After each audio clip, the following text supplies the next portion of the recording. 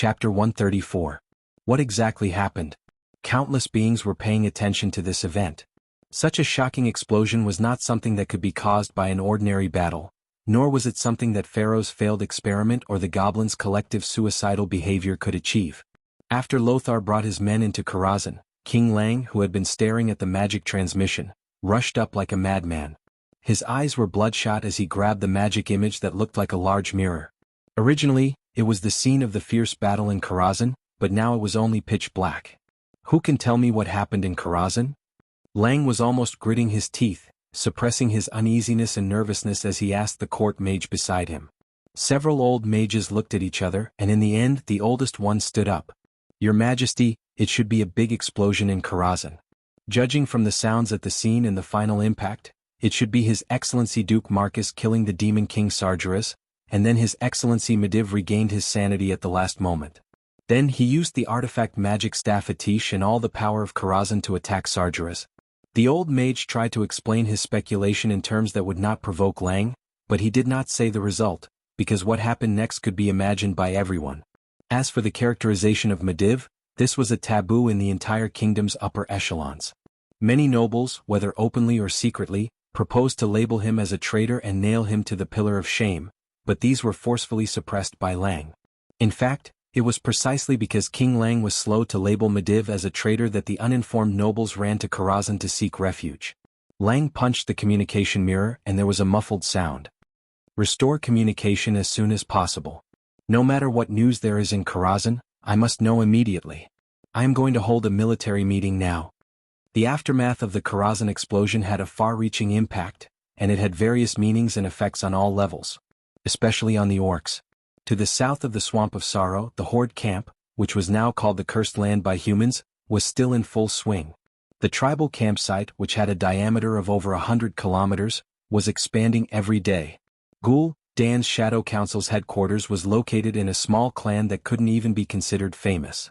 This was a secret stronghold that Ghoul Dan had specially set up for the safety of himself and the Shadow Council. Something big had happened here today. While Medivh, who was possessed by Sargeras, was fighting against Lothar's assault team and the dragons, Ghoul Dan, the true leader of the tribe, was busy reinforcing the power of the Dark Portal. Ghoul Dan had never truly trusted Medivh. He didn't know that Medivh was possessed by his boss, Kill Jaden's boss, Sargeras. Furthermore, due to the language barrier between orcs and humans as well as the huge difference in body size, the Horde was unable to gather any intelligence on Stormwind. The only thing they could do was to rely on the reports from the scouts riding on the wargs.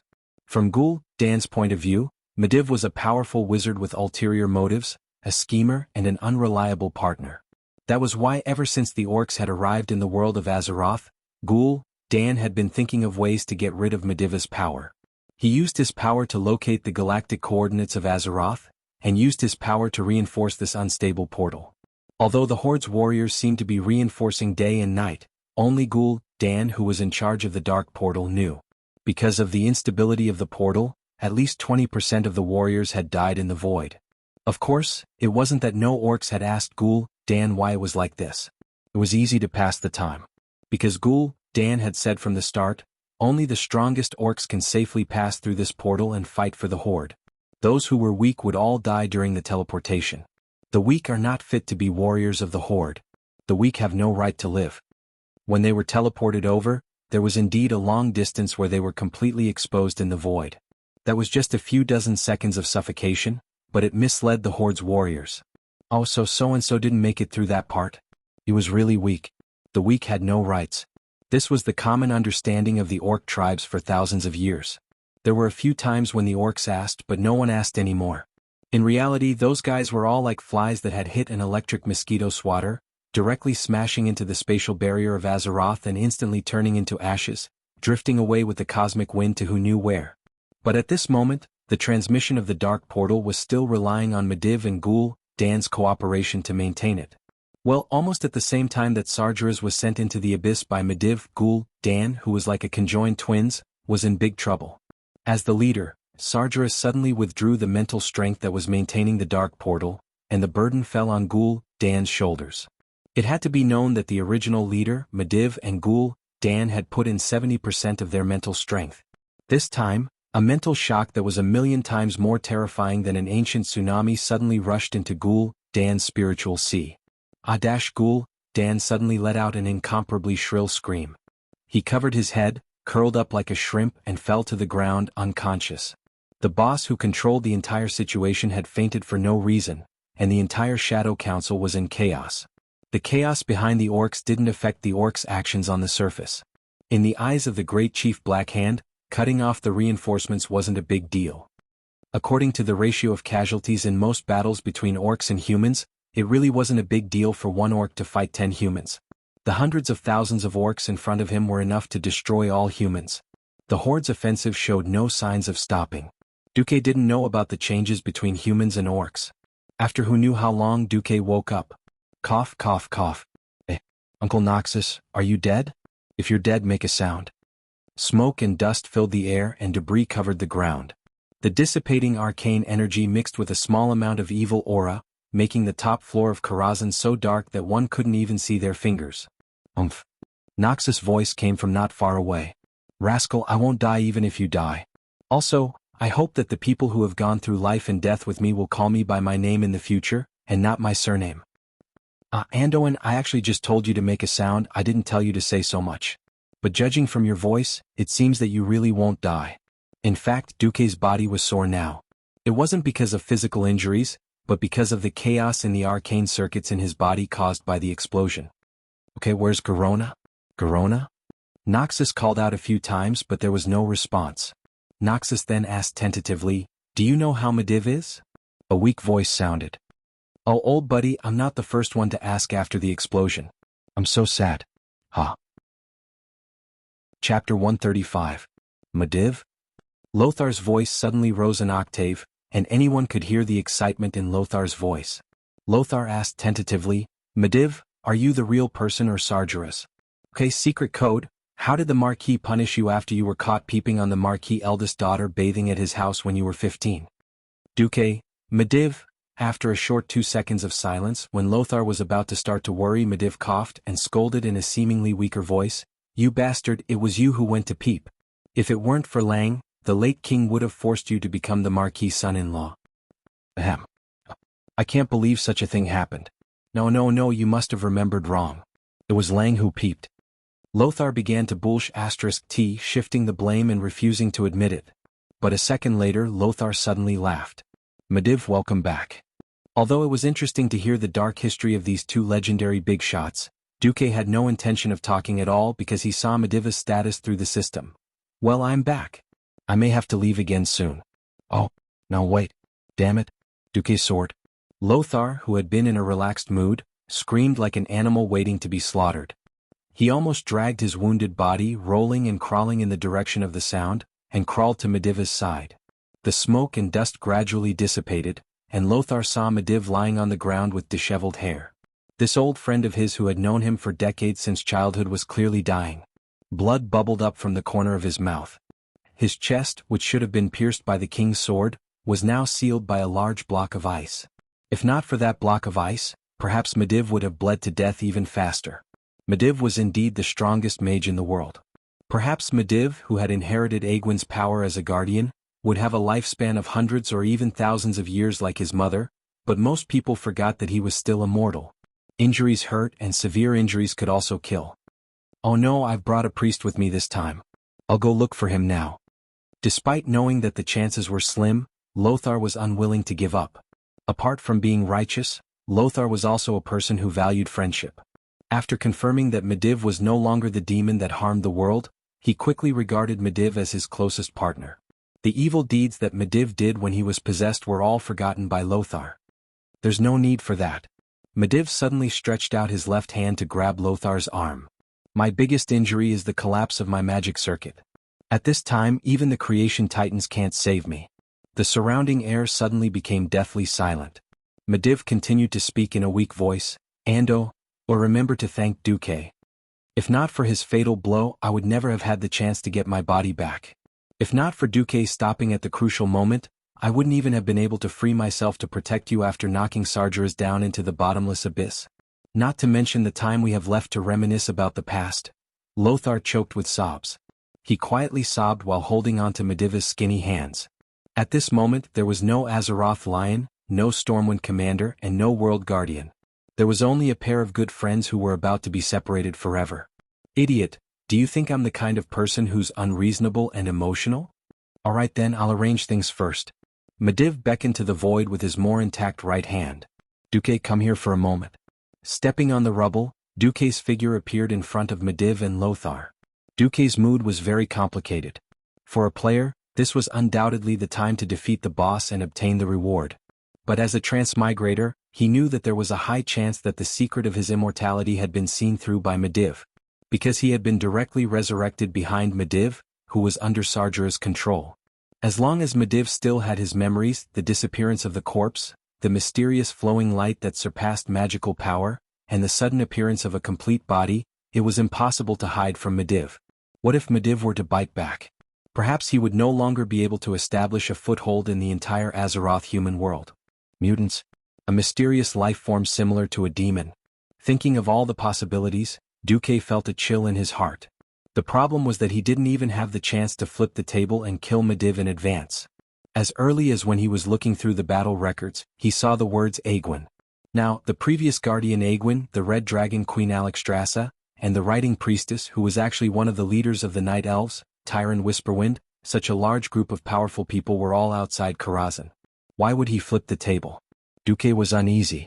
Seeing through Duque's uneasiness, Mediv smiled. It was the smile of a kind elder. No need to hesitate, my child. Everyone has their own secrets. You were able to obtain the approval of Sorodin and the other ancient kings, and used that sword to stab me to death when I was possessed by Sargeras. This has already proven your heart. Believe me, Lothar, and I will take this secret of yours to the grave. Even the torture of your soul won't be able to get anything out of it. If anyone finds out in the future, you can say that I taught you a little trick. When Mediv said this, Lothar suddenly raised his head and nodded at Duque with a resolute gaze. Duque secretly heaved a sigh of relief. Mediva's smile was still bright. No one could tell that this was a person whose heart had been completely crushed, and was only relying on a small magic circuit to temporarily maintain his life. From the first time I saw you, I knew that you weren't from Stormwind. I originally thought that if not for you, I would still have Khadgar. Unfortunately, Khadgar has become like this. Mediv handed Duque a white bead. Duque said, "This is, Sargeras killed Khadgar, this is his soul?" Mediv coughed hard and spat out a large mouthful of blood. Lothar didn't say a word. He took off his gauntlet and used his sleeve to wipe Mediva's blood. Mediv continued, "Resurrecting the dead is a forbidden area. But in Karazhan, Khadgar's soul should be able to help you." What I mean is, if you promise to protect the humans in Azeroth for me, I will give you Karazhan in one piece. In addition to Karazhan, there's also this." Looking at the piece of broken wood that was carved into the shape of a chicken leg, Duque's pupils suddenly shrank. It was the head of the super magic artifact, Atish, legendary staff of the Guardian. Of course I have my own selfish motives. Karazhan is a place of opportunity, but also a place of danger. There are astral rifts everywhere, and I'm afraid that the Burning Legion will use this place to invade Azeroth. So, as the price for you to have 1,280,000 magic books in Karazhan and this path to becoming the strongest mage, your soul will forever be linked to Karazhan. Are you willing to accept Karazhan? Chapter 136. Karazhan. Just hearing this grand name was enough to make Duque's heart skip a beat. It was not only because Karazhan was the most popular, unique and popular dungeon in the game before Duque's transmigration, but also because of Karazhan's own value and status. Needless to say, more than 1 million magic books were a shocking fortune to any force on the continent. Not to mention more than 1 million books, even 100 books were enough to set off a bloodbath outside. With these magic books, and with the help of the system, it could be said that the biggest obstacle on Duque's path to becoming a supreme mage had been removed. And Karazhan's status was transcendent. To the north was the Dalajan and to the south was Karazhan. This was the current situation in the field of magic on the entire continent. Karazhan, which Mediv controlled, was enough to compete with the Dalajan, which had thousands of mages. This was because of the books and special experimental conditions in Karazhan, and also because of Karazhan's insane magic defense ability. This time it was not Duque cheating. Just the automatic magic defense system of the Mage Tower could reduce the number of red dragons in this world by at least a third. And this was the most idealistic estimate. If Duque had been in control from the beginning, if he was really ruthless, it was estimated that other than the Red Dragon Queen Alexstrasza, no Red Dragon would have been able to escape alive. The most important thing was, of course, the astral rift in Karazhan. No one knew better than Duque how history would develop in the future. Draenor, or what the people of Azeroth called Outland, or what the orcs called Our World. This planet, inhabited by orcs and Draenei, was absolutely an obstacle that could not be avoided. Thinking of the war that would break out in the future, if possible, Duque absolutely did not want to completely rely on this dark portal that had been dug into the ground as his only lifeline in the future. There was no reason to refuse, be it public or private. The only thing that made Duque hesitate was Mediva's words, "Your soul will forever be linked to Karazhan." Something like an earthbound spirit or something. It sounded so terrible that it could die. However, Duque's hesitation was relieved by a series of explanations from the system elf. Congratulations on successfully assisting Mediv in banishing the souls of the Lord of the Burning Legion, the Fallen Titan, and the Demon King Sargeras into the Endless Abyss. Your personal reputation with Mediv, Lothar, and Aegwynn is worship. Your reputation in the Red Dragon Army is worship. The Mediv wants to give you all of Karazhan. In exchange, you will be bound to the highest level of soul with the Karazhan Mage Tower. You will not be able to own any other Mage Tower. You will no longer be accepted by any mage organization. Highest soul binding. If you are unfortunate enough to lose your life forever, unless your soul is bound by a supreme power that surpasses the entire Karazhan mana pool, your lost soul will automatically be absorbed back into Karazhan and continue to rule Karazhan in some form. Karazhan, demigod-level mage tower. In the entire world of Azeroth, it has the strongest magic defense ability, second only to the City of Mages Dalajan. Low-level cross-plane attack ability. It controls 12 astral rifts that lead to an unknown world. It comes with a demigod-level mana pool, damaged.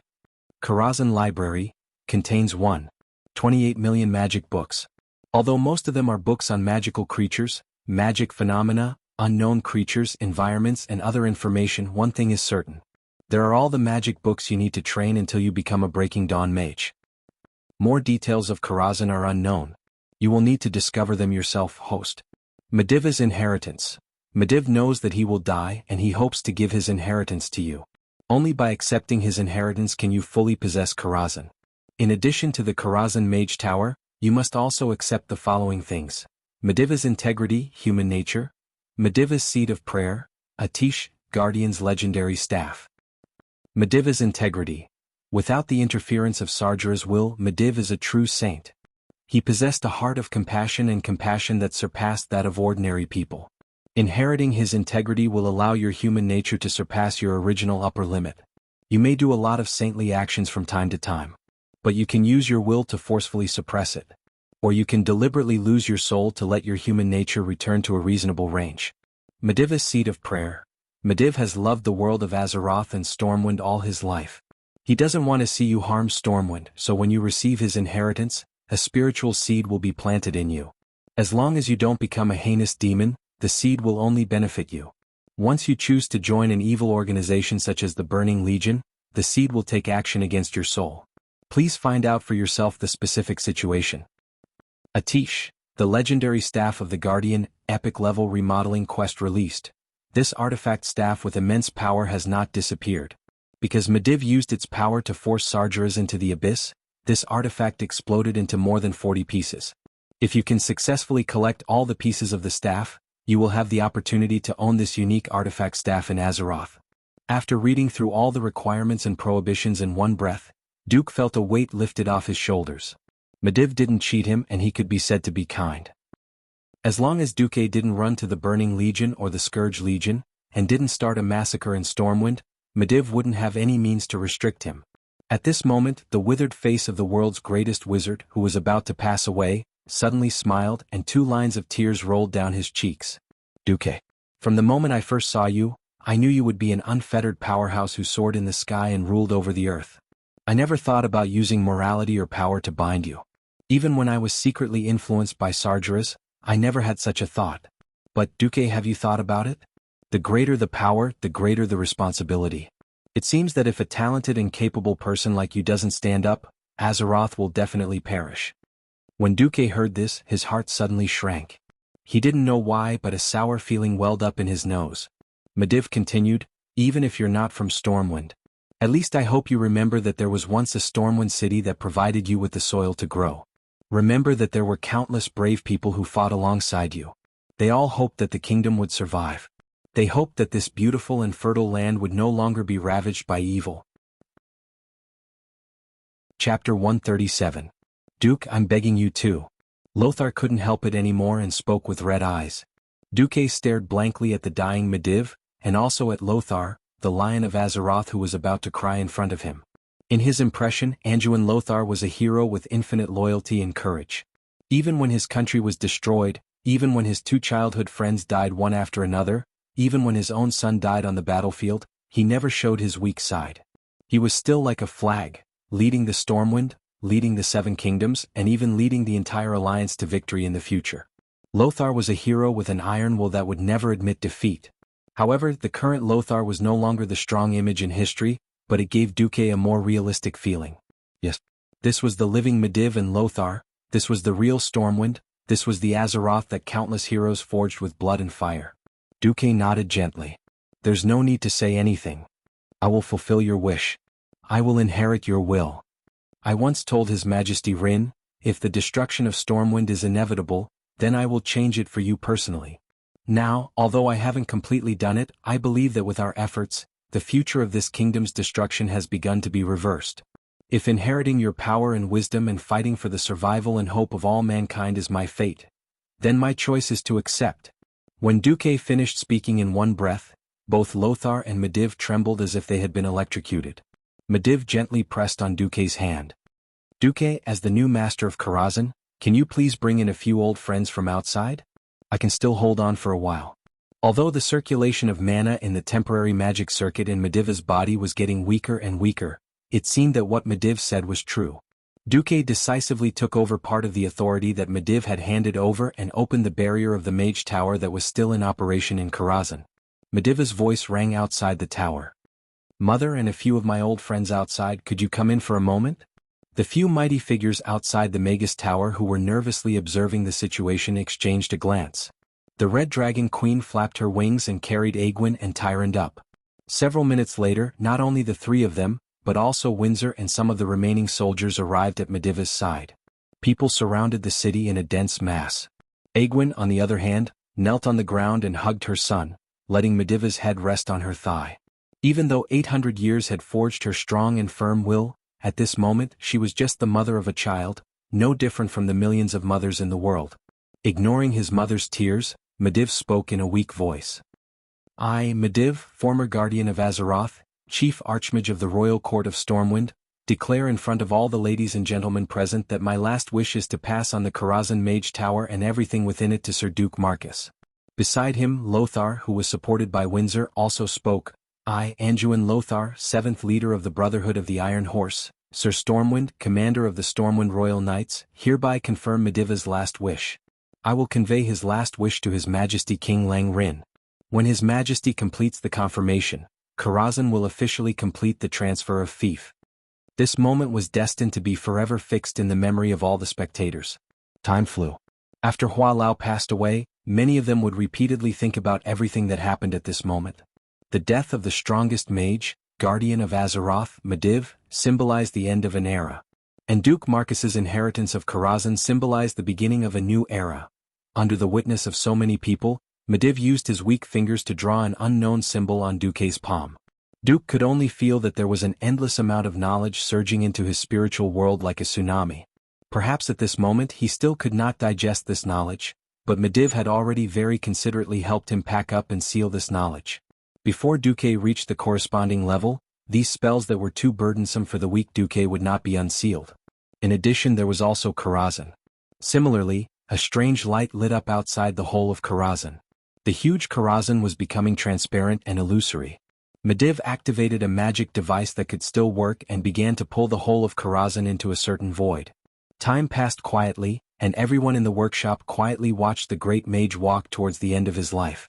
Even though everyone now knew that Medivh was the one who opened the dark portal and led the orcs into Azeroth, they couldn't hate this guardian who used all his strength to send Sargeras into the abyss in the last moments of his life. There was not too much pain and there was no regret. Medivh, who was in his 40s, was held in his mother's arms. He quietly closed his eyes as Egwene hummed an unknown lullaby. After dozens of seconds, the last magic circuit in Medivh's body stopped. The god of magic, Medivh, smiled and passed away. After a full 10 seconds after confirming that Medivh had passed away, Lothar and Duque bowed to all the spectators at the same time. Duque said, "Thank you for watching. Now please leave. In 5 minutes, Karazhan will temporarily disappear from the world of Azeroth. It won't be back in a short time." The Red Dragon Queen and Tyrande were the first to leave. These two important figures nodded in unison and left. Alexstrasza jumped out of the workshop. In the blink of an eye, a red light flashed, and she transformed from the sexy female warrior in bikini armor into a giant dragon that was dozens of meters long. She spread her wings and soared, and with a flap of her wings she flew far away. Tyrande whistled, and a huge white tiger completely ignored gravity. It ran on the almost vertical outer wall of the Mage Tower in Karazhan. Tyrande sat down gracefully, and the white tiger let out a long roar before running down the vertical Mage Tower in an equally illogical manner. Lothar and Windsor were the second to leave. Lothar asked, "You seem to be staying in Karazhan for a while. Do you have anything to say?" Duque thought for a moment. If there are no accidents, Stormwind City can hold out for a long time. But if it really can't, then retreat to Alterac or Rapid Hold. I have prepared everything. Chapter 138. Windsor looked at Duque, hesitating to speak. Duque spoke first. "I've proven myself. Now it's time for you to prove yourself." With that, Duque threw the King's Protector to Windsor. "Its name is the King's Protector," Duque said with a double meaning. Windsor's body trembled. He stood at attention, holding the sword in his left hand and punching his chest with his right. "I, Reginald Windsor, swear on my life that I will not let you down." Lothar frowned. "Duque, is there anything I need to know?" Duque didn't want to say it at first, but looking at Lothar's sincere and frank eyes, he still said, "Didn't you notice that we're missing someone?" "Garona." Lothar was speechless. In fact, Lothar had already noticed that Garona was missing. It should be said that Garona had been missing since Medivh caused the big explosion. Before Medivh died, he had personally told Lothar that he had also used magic to protect Garona. This gave Lothar a bad feeling. Medivh himself didn't have the memory of Sargeras dealing with Garona. He didn't know what Sargeras had done to Garona. Now that Duque had reminded him, Lothar was extremely vigilant. "You're saying that Garona is a traitor?" "I don't have any evidence. I just suspect that Garona is likely to be another Medivh. Remember, in a war, unless you have the ability to change the entire situation with your own strength like Medivh. Otherwise your strength will be infinitely weakened. But it's in times like this that the importance of a leader is even greater." "Leader? Who else could it be?" Duque was clearly referring to King Lang. In Lothar's heart, even if Lothar died, there were still young people like Bolvar and Duque who could replace him. One had to know that Lang was the true pillar in the hearts of the people of Stormwind. However, because Lang was rebellious when he was young, he married very late. Lang had no siblings, so his only heir was Prince Varian Rin, who was less than 10 years old. As long as Lang died, Stormwind would definitely collapse. Lothar bit his lips hard. Medivh's death was an eternal pain in his heart. Now there's Garona? Although Noxus had a good impression of this straightforward and pure half-orc woman, it was at most the level of an ordinary friend. In that instant, Lothar almost had the thought of killing Garona the moment he saw her. Duque, however, put a hand on Lothar's shoulder, his eyes glowing. "Lothar, don't forget your knight's oath. Besides, I have no proof. But don't worry, I've already prepared a backup plan. Perhaps His Majesty Lang would die one day, but he would not die at the hands of Garona. I swear." Thinking of his knight's oath, Lothar was infuriated. "All right, I'll keep an eye on her. I swear I won't kill a kind-hearted woman unjustly. But I also swear to protect my king." Duque smiled. "That's enough." Duque sighed inwardly. Egwene had just lost her son, so she definitely wouldn't want to lose her grandson as well. Just like in history, Garona, who had been sullied by Sargeras and Medivh, should now be pregnant with Medivh's child. Garona really didn't know whether to kill her or not. She was like a ticking time bomb. Lothar gave Duque a big hug. "Come back when you're done. The future of Stormwind depends on you young people." Looking at Lothar, who had white hair at his temples, Duque was speechlessly touched. Without Medivh's father Alan and Lothar risking their lives to block Sargeras' curse before his death, and without Medivh's early rise, perhaps Khadgar's fate in history would have been his, Duque's. His hair was all white and his skin was all wrinkled. Just thinking about it was terrifying. What was worse was that this was a curse on both life and soul, and it couldn't be removed at all.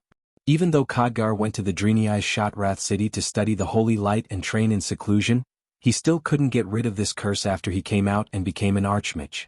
In comparison, he had only gone from a mere 14 or 15-year-old teenager to an 18 or 19-year-old youth. This was already the luckiest of the luckiest. After sending off Lothar, Windsor, and the others as well as Egwin, who was holding Mediva's body, left, Duque suddenly realized that he was the only living person left in Karazhan. It was a little scary. But there was no turning back.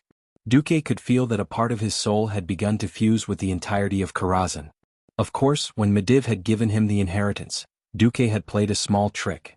He had used the system elf to simulate a soul shell and let Mediv brand the inheritance on this shell. If something were to happen, not only would this outer shell help him filter it to a certain extent, but if he really couldn't handle it, Duke could still die once and throw away all of Mediva's inheritance like he had lost his moral integrity. Looking at the empty workshop, Duque let out a long sigh of relief. He could finally calm down and quietly count his gains. First was the soul. Soul power 385, humanity 230%. As the host's humanity limit is 100%, under normal circumstances the host will operate at 100%. Under special circumstances the host will act like a saint. Seeing this, Duque bared his teeth. Alright, moral integrity can also be inherited. I've resigned myself to this world where moral integrity is lost and moral integrity picked up. Next was the magic inheritance. You've obtained the advancement method for sky wizards from Mediva's soul seed. Sky wizards use themselves as a radiation source, greatly changing the types and flow of elements in a wide area. This greatly increases one's own mana absorption and release to suppress the enemy. You need to learn and master the following knowledge: wide area space element theory, elemental repulsion and elemental affinity, wide area space elemental circulation experiment guide. A total of 37 knowledge. Before you successfully reach the peak of Sky Wizard, all knowledge related to Morning Star Wizards will be sealed. Duque's face turned pale. He did not think that he would be a research animal after transmigrating from a university. Lastly was Karazhan. You are currently soul binding with the demigod wizard Takarazhan. Before you completely control Karazhan, you cannot leave Karazhan in any form. You need to reprogram or rewrite the entire defense and surveillance systems of Karazhan. Also, because Mediv passed away in a hurry, many of the seals in dangerous areas were not completed. Please quickly deal with these 108 knowledge after learning: Introduction to Space, Construction of Spatial Tunnel Models, 100 questions on how to deal with spatial crevices, and so on. At this moment, Duque's face turned blue. Chapter 139. There was a famous saying in this world: although the brother is not here, the legend of the brother is everywhere. Although Duque could not return to Stormwind City in time, Duque's heroic deeds had begun to spread through the mouths of other people who participated in the raid, as well as the official bulletin of Stormwind City. Of course, the official version was embellished. The general content was that the Guardian Mediv was ambushed and trapped by the Demon King Sargeras. Then the head of the Royal Knights, Sir Anduin Lothar, together with Sir Duke Marcus, raided Karazhan, which was once occupied by the demons. In the end, together with the rescued Mediv, they worked together to send the Demon King into the bottomless abyss, and Duque made the final blow. In the process of killing the Demon King, the Great Guardian and the Chief Court Archmage, Sir Mediv, was unfortunately killed. With the approval of King Lang Rin, the fief of Karazhan was transferred to Sir Duke Marcus, who had made outstanding contributions in this attack, and Sir Marcus was promoted to Viscount. Hey, have you heard? That Sea King Duke Marcus actually killed the boss of the demons, Sargeras, at such a young age. I heard. He's really amazing. I thought he was very amazing in the past. At such a young age, he relied on himself to make such a big career. I didn't expect him to be so good at business, but also in the field of magic. He's more than amazing. He also predicted this war. Didn't you see that the javelin throwers he trained have become the regular army of the kingdom, enjoying the treatment of first-class soldiers? I know that kid Goritza. He was originally a little gangster fisherman. Now he has 8 orc kill medals in his hands. Yes, I heard that the ones who killed the most were not the regular army but the javelin throwers. They were all brought out by Sir Marcus. People were naive, and their impression of Duque had unknowingly deviated. In the eyes of a transmigrator, this was a typical example of a skewed story. But people paid more attention to things that were right in front of them, such as the orcs.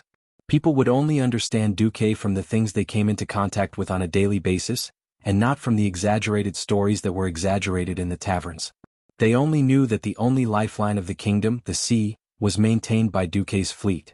Now, the ones who killed the most enemies were the harpooneers trained by Duque. Well, people selectively ignored the shield beastmen who were charging at them. They also forgot that the harpooneers were killing from the safety of the fortresses. Those small fortresses were also invented by Duque.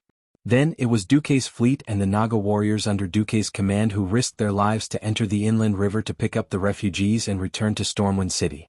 People were curious about these large but friendly male Naga warriors. Even if these Nagas did not have a good temper towards humans, a life-saving grace was a life-saving grace. No matter how vicious the Nagas were, they could not change this fact. Once they fell into the river, even the strongest orc would not dare to say that they could defeat a Naga.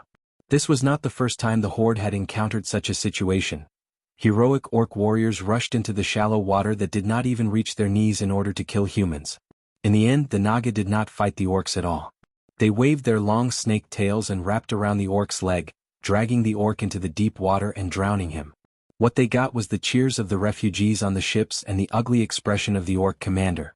No matter which it was, the name Duke Marcus filled every aspect of people's lives. For a time, Duque became even more famous than King Lang. It's Viscount Duque's proposal again. He wants to organize the javelin cavalry in the western wilderness. It does not require much equipment, just a horse and training in javelin throwing. Even a farmer who only knows how to ride a horse can complete the preliminary training in 10 days. Lang looked at the report handed over by Makarov, who had become almost the full agent in Duque's absence, and suddenly smiled. It was not clear whether it was a smile of admiration or a bitter smile at Duque's evilness. In terms of war, Viscount Duque also seems to have amazing foresight. Bolvar Fedigan said in a manner that did not provoke the nobles in the hall, "We must face up to a problem, and that is the loss of food. Although we can get food supplies from Alterac and Torrential Castle, the wet sea and various losses add up to a pound of wheat lost on the road. This is the result of our sailors' efforts to save it." "Is that so?" There was a low uproar among the nobles. When had the high and mighty nobles ever cared about such things? Only after losing their territory and placing themselves under the protection of Lang did they begin to care about such things. Bolvar's voice grew louder. "But last year, someone spent a lot of money to organize mercenaries to clear out most of the monsters in the western wilderness. After losing 70% of the territory in the Elven Forest, the western wilderness has become the kingdom's largest production area. After the summer harvest, the western wilderness's summer grain this year is enough for the 500,000 refugees in Stormwind City to get through the following winter. And for every 100 pounds of grain shipped from the western wilderness by sea, there is only a loss of 5 to 6 pounds at most." "Wow!" This time the nobles cried out in an exaggerated manner. At this moment Lang stood up. "Well, there is no need for a vote on this proposal, I agree." "Why do you always agree to Marcus' proposal?" A former border count among the nobles muttered in a voice that was neither too loud nor too soft. Lang's eyes turned cold. "Because it is correct, because it is beneficial to the kingdom and the people, I listen. If anyone has an opinion, you can put forward a more reasonable and effective proposal. I'm also here to listen.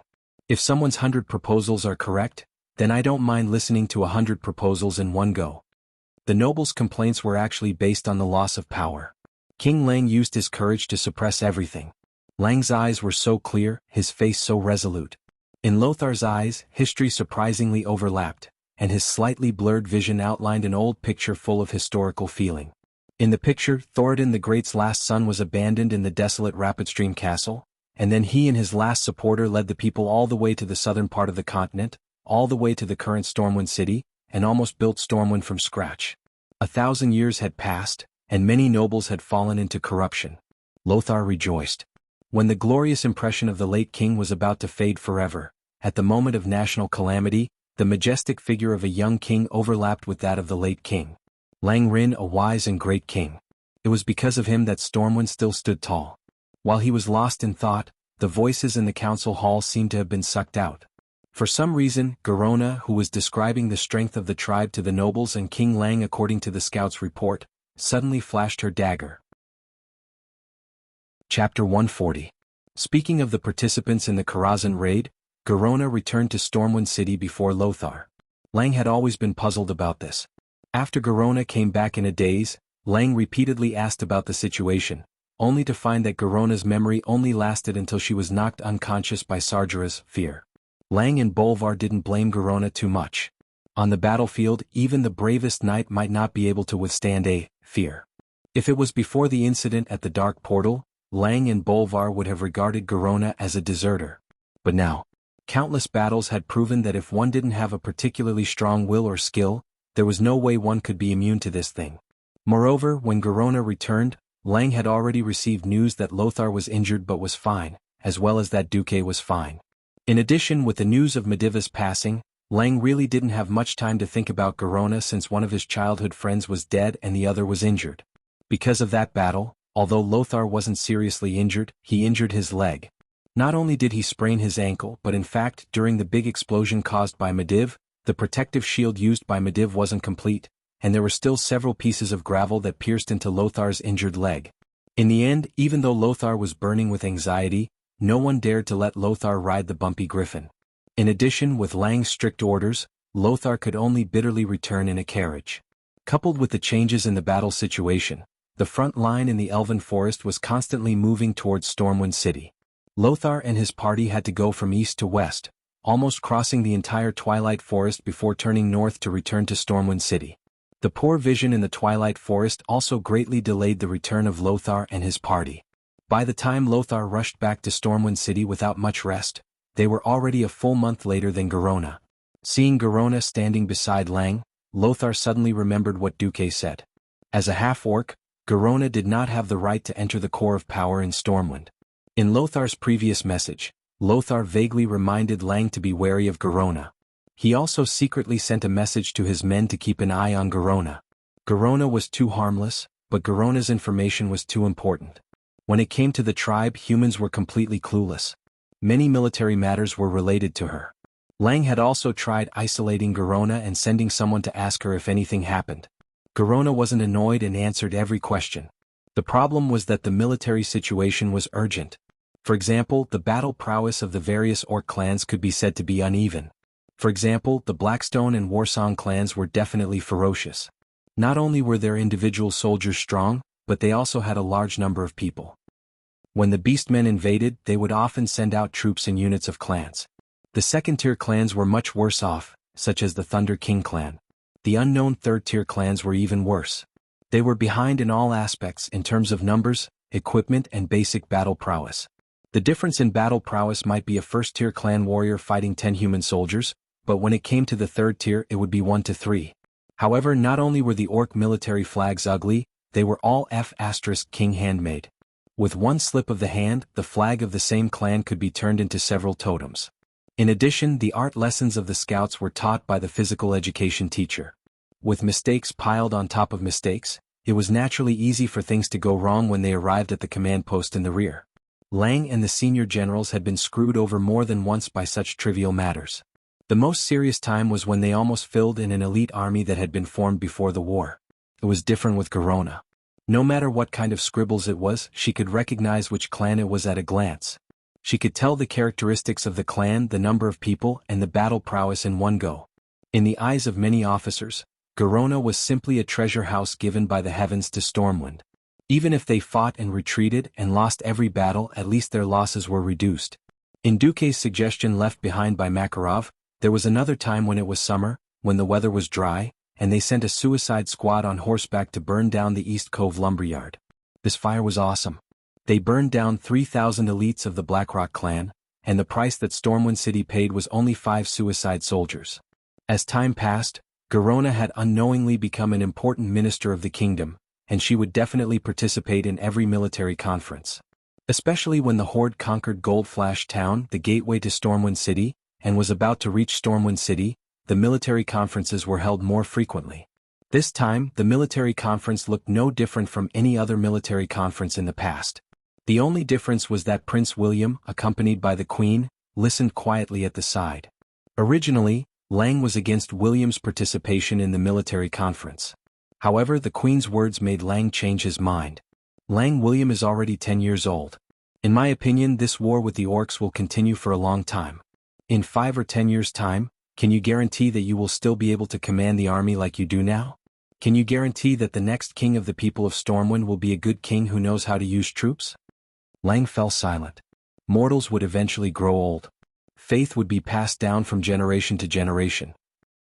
If this was an era of peace, Lang probably wouldn't let children be exposed to such things at such an early age.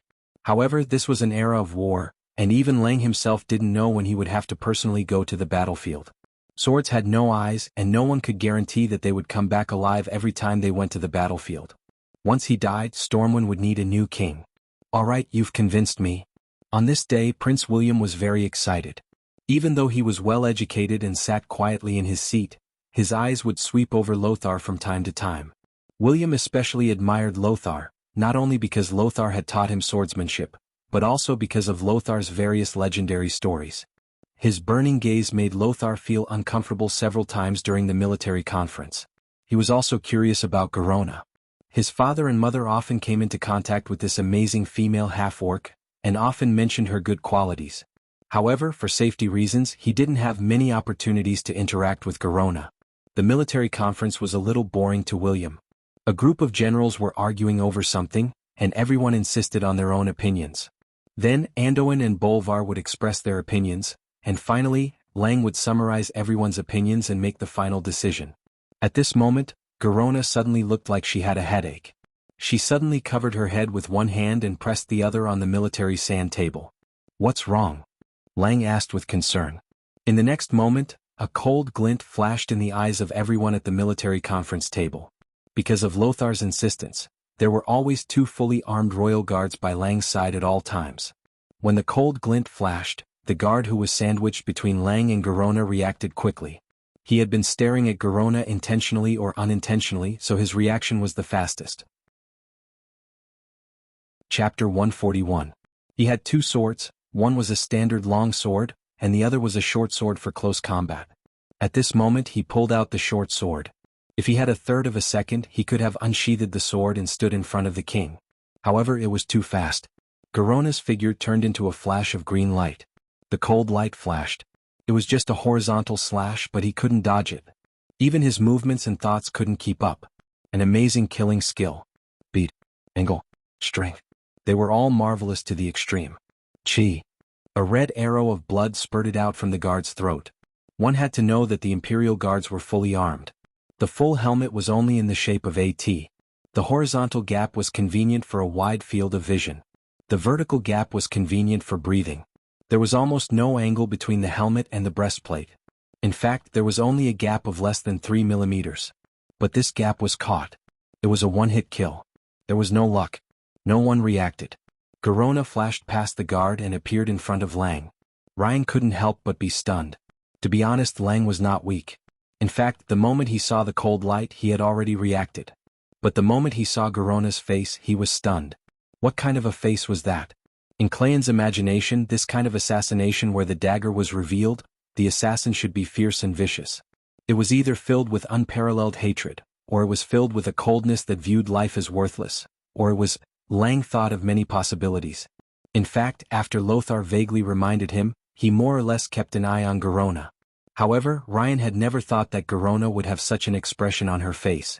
With helplessness and despair, with love for humans, and even with love for Lang. No, it was a more direct love. It was under this expression that Garona's body quickly waved the dagger and stabbed at Lang. Lang was stunned. He was not only a wise king, he was also a kind king. Just like Lothar, Lang had also taken the oath of a knight. He really could not bear to draw his sword on a woman who did not want to hurt him, even if she was a half-orc. In a flash, Lang's eyes revealed such a look. "Why do you want to kill me? Did I do something wrong?" Garona responded with a helpless, unwilling, and despairing look. "No. I don't want to kill you. But I lost control of my body." "What?" After Lang understood Garona's gaze, he realized that he should draw his sword. Because it was a military conference in the heart of the kingdom, in the Storm Fort. He wasn't wearing any armor. His sword was the only thing he could depend on. The speed at which Lang drew his sword was not slow. However, in this moment of hesitation he was still half a step too slow. Time seemed to have frozen because of this terrifying and complicated assassination. William looked at his father, who was about to be stabbed to death, in horror. He couldn't understand why that hateful half-orc would use a weapon against his father. Lothar was also half a step too slow. "It takes 100 days to recover from an injury," was a description of his current condition. Even though he had received the best treatment from the priest immediately after leaving Karazhan, his leg was still not completely healed. This was because a large amount of chaotic magical energy had been injected into his leg. Although this energy was not fatal, it would take a certain amount of time for it to dissipate. So Lothar immediately drew his sword, but could not rush over in time. King Lang Rin, the true pillar of Stormwind, was about to lose his life at the hands of his trusted Garona. Seeing that the orcs were about to attack Stormwind City, the people of Stormwind were about to lose their king. Seeing that another wise king was about to fall under a despicable and shameless assassination. Then an unexpected person made a move. Reginald Windsor. As the representative of Viscount Duke Marcus, and as the mouthpiece of the important minister of the kingdom who was temporarily unable to attend, Windsor was allowed to participate in the military conference. In addition, he was once a direct subordinate of Lang, so the king allowed Windsor to carry a weapon into the conference. Interestingly, almost everyone knew the name of the one-handed sword that Windsor had obtained from Duque. King's Protector. On this day, at this minute, at this second, the King's Protector showed its glory. Assist. A special skill that allows a slow-witted class like the warrior to feel a little more graceful. The warrior here wasn't an ordinary warrior, but a warrior of the profession. Using a special power called Rage, warriors could perform many special skills that ordinary people could not. For example, this assist could allow a warrior to cross a certain distance and go forward to block the next attack for his chosen teammate. While everyone's eyes were attracted by Garona, no one noticed Windsor's move. The speed was as fast as an afterimage. The moment Windsor appeared, he used his scimitar-like Scarlet, King's Protector, and blocked Garona's killing dagger with a horizontal stance. What was interesting was that both the perpetrator and the victim showed a relieved expression at the same time. Thank the heavens. Ryan and Garona said with the same expression on their faces. But in the next moment, Garona's expression turned into one of shock. Her figure disappeared from the spot again. Shadow Step, a special rogue technique that allowed the rogue to appear behind the victim in an instant. Seeing that Garona's first attack had failed, she attacked again. This time, not only did Lang pull out his sword and turn around, but Lothar and the royal guard on Lang's right also arrived. The royal guard abruptly dodged to the side, almost using his own flesh and blood to forcefully squeeze himself between the half-turning Clayan and the dagger. Garona's epic-tier dagger easily cut through the muscles on the royal guard's arm. At that moment Lothar arrived. With the same simple slash, Lothar's king's sword turned into a dazzling arc of light and slashed at Garona's arm. Arg! Unexpectedly, Lothar did not even hit Garona. Instead, Garona let out a blood-curdling scream. A black aura visible to the naked eye emerged from Garona's back, and one could vaguely see that it was a demonic ghost roaring. The strange cries of the evil demons seemed to contain some kind of terrifying power that shook the minds of those who heard them. The chilling evil aura had become accustomed to the entire council chamber like a storm. The demonic energy of this demon was so powerful that even Lothar's king's sword was slightly suppressed. A dazzling flash exploded under Garona's feet. That was flash powder. A must-have item for rogues to use invisibility. Garona disappeared, but before she disappeared, she threw out a total of 7 daggers. This time there was nothing he could do. Because the royal guard had charged too hard, he had already fallen. At this moment, Lang was completely defenseless. Lang did his best, but he only managed to knock down 2 daggers. The remaining 5 were all stuck in Lang's chest. Arg! Lang let out a blood-curdling scream. Garona disappeared, and everyone quickly surrounded her. Just when everyone was panicking, they found that Lang, who should have been mortally wounded, was not bleeding at all. The next second, Lang sat up straight. Chapter 142. A moment ago, everyone was pale with fright. The next second, everyone's faces were filled with infinite surprise. Your Majesty, are you all right? Father. The young William almost cried. I'm fine. Not to mention the others, even Lang was still in a state of shock. Everyone's curiosity was about to explode. After all, Lang was not wearing armor. He was only wearing an incomparably gorgeous short shirt with gold edges and a white background, as well as an inner shirt. The queen, who ran over in a hurry, knelt down and gently tore open Lang's outer shirt, revealing the secret inside. This is Pairs of eyes widened as they stared at the inner shirt that actually resisted the dagger throw of a super-strong assassin. It was pure white like snow and exuded a faint cool aura. Noxus extended his hands, carefully put on thick gloves and took off the daggers. He had to be careful because thieves were a profession that liked to use poison. Frost web spider silk? Noxus was knowledgeable and recognized the material of the inner shirt. This was given to me by Duque. He said it was Kevlar. Lang was still in a state of shock and his mouth trembled. I just think it's cool to wear. Kevlar. Windsor came up and corrected him. It was specially developed by Sir Marcus. It was woven with several magical materials such as frost web spider silk, in a special way. Its defensive power is even greater than that of chainmail. There was an uproar among the nobles. So powerful. They all saw Lang's inner shirt. It was very light and very comfortable. They didn't expect it to have such powerful defensive power. After all, nobles could still protect themselves on the battlefield. Usually it was a heavy iron armor on the outside, a chainmail made of interlocking iron rings in the middle, and a leather armor on the inside. Such a way of wearing it would definitely have great defensive power. However, it was midsummer and it was very hot. Often, after riding a horse around in the sun, one would feel as if he had been fished out of the water. Even if one wore the simplest leather armor, it would still be extremely hot. Now, Duque had actually invented such a light and high defensive shirt. This was really, no, even if I have to extort more money from that vampire, I have to get one back. This was the thought in every noble's mind. Lang heaved a long sigh. He looked at Windsor with a typical look of a survivor. Is it Duque's order again? Your Majesty is wise. Windsor sheathed his sword and lowered his head. If it wasn't for Duque's order, there was no way to explain Windsor's quick reaction. Windsor's reaction speed was even faster than Lothar's, who was vigilant day and night. With so many people around, Lang stood up and announced in a clear voice, I hereby announce that Duke Marcus is promoted to count for his meritorious service in rescuing the Emperor. And Reginald Windsor was made a knight. As soon as he said this, everyone cheered His Majesty's wisdom. Why was Duque only promoted to Viscount after killing the demonized Mediv? Wasn't it because a bunch of nobles were obstructing him?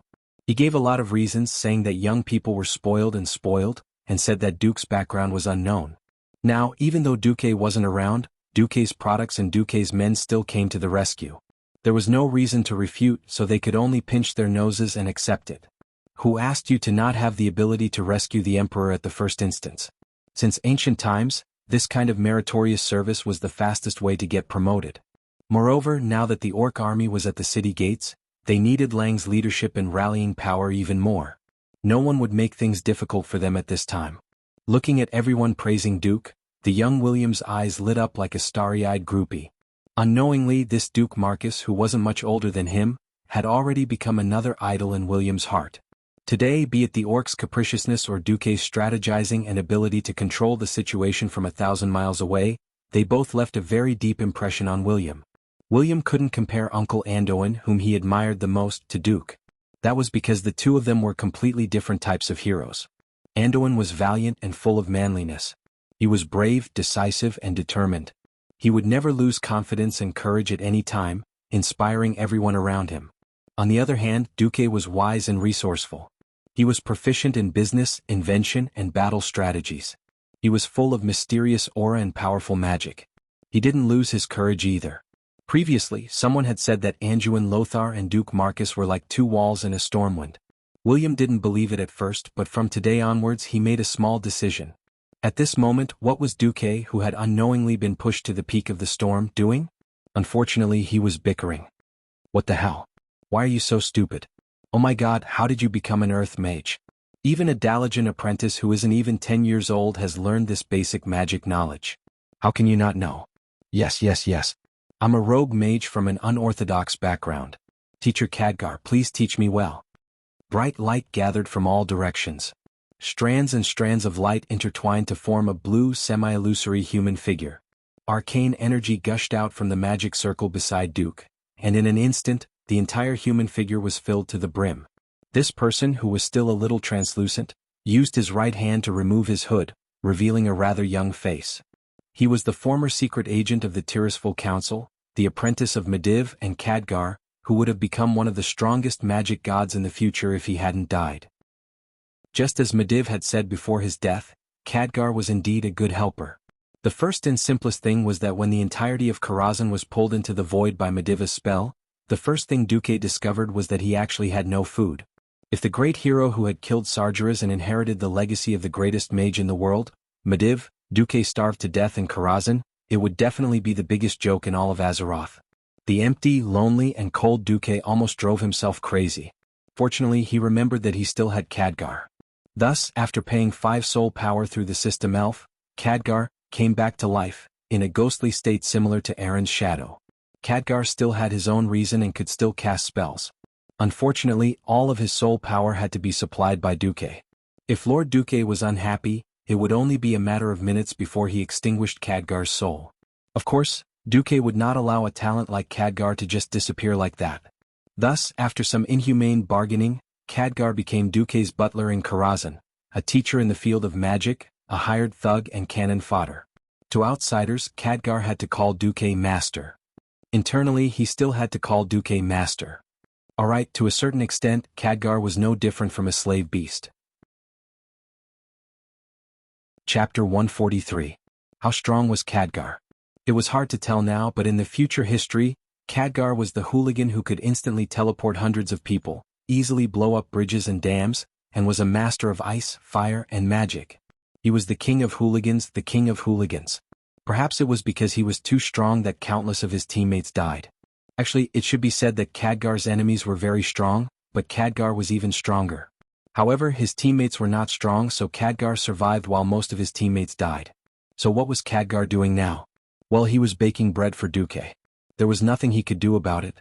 Because Windsor had led his troops to attack the lower 2 levels of Karazhan, Hunter Atumen and Butler Moros had turned the world upside down.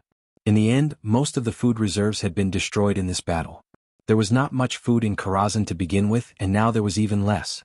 The only good thing was that Khadgar had been here for a long time and had struggled to survive for a long time. It was not wrong to say that he had struggled to survive. Karazhan was too big.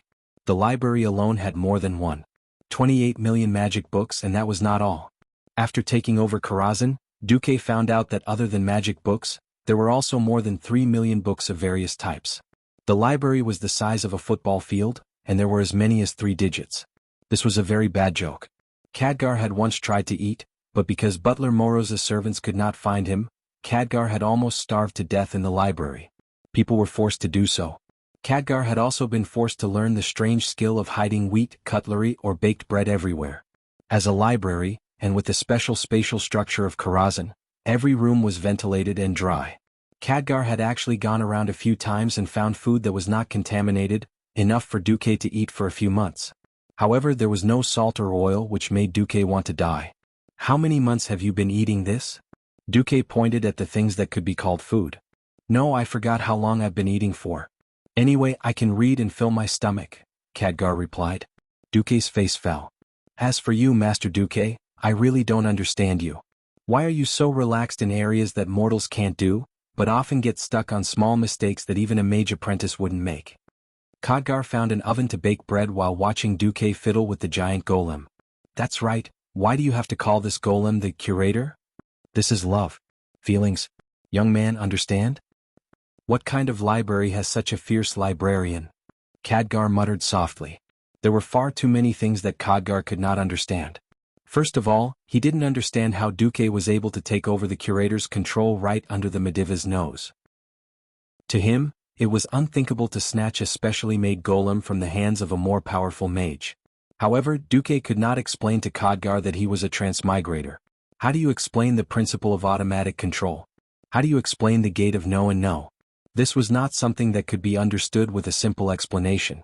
Just like how Duque did not understand the basic theory of Azeroth, Duque could not explain to Khadgar this professional theory that was based on modern mathematics, electronics, and a series of other sciences.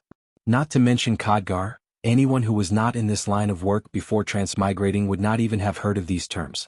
Thus, in Duque's eyes, the anti-control seal that Medivh had placed on the curator was a joke.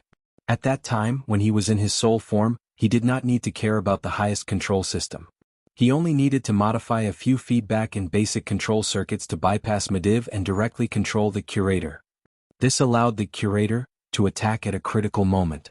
Similarly, in Khadgar's eyes, Karazhan's incomparably complex magic net system was just something that needed some time to be straightened out in Duke's hands. In the original history, because Karazhan had lost the will of its master, Medivh, it had sunk deep into darkness. The Karazhan Tower had sealed itself and cut off all contact with the outside world. Now, Duke had sorted out the countless unknown magic net energy lines that had gathered here step by step. As long as Duke wanted to, it was only a matter of time before Karazhan saw the light of day again. Duke also knew that the battle outside was going on fiercely, and he wanted to go out and help as soon as possible. However, if Karazhan was not sorted out, if the Burning Legion set up a portal here or something, it would be a big problem. Thus, Duke could only dig through the books while cleaning up Karazhan. On this day, the system elf finally sent a notification. Congratulations, host. The system has stabilized the first and second levels of Karazhan based on your newly acquired spatial knowledge. You can initiate a cleanup operation on these 2 levels. Okay. Duke stood up.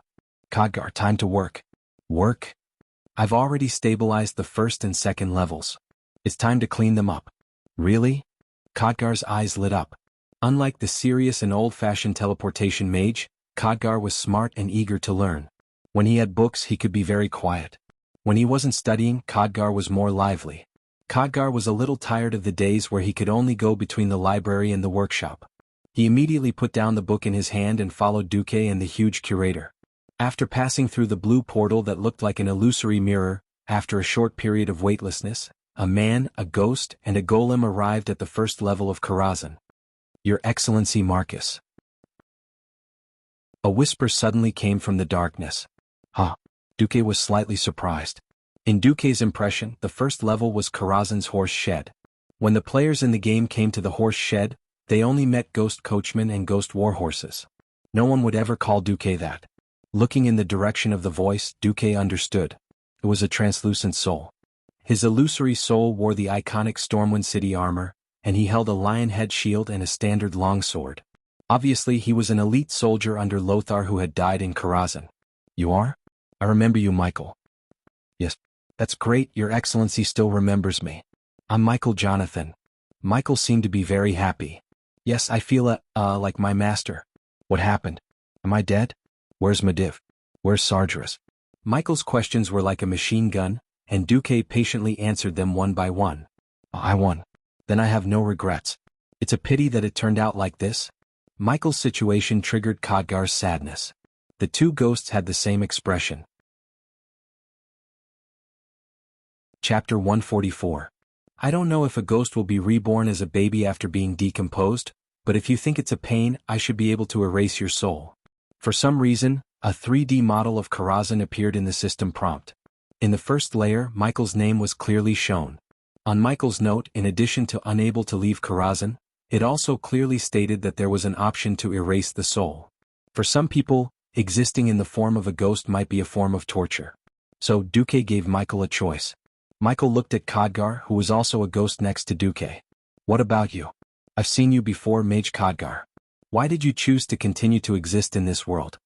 Khadgar was stunned for a moment before replying, I don't think I've lived long enough. There are too many new things in this world that I haven't seen yet. As long as I'm allowed to browse through the books of Karazhan, there's nothing wrong with being Master Duque's servant. Duque secretly complained, no wonder you're willing to listen to me. Turns out that the books are your master. Michael thought for a moment, then turned around and bowed to Duque. How about this, if there's nothing you need me for, then I have nothing to miss since I sacrificed myself to protect Stormwind and Azeroth.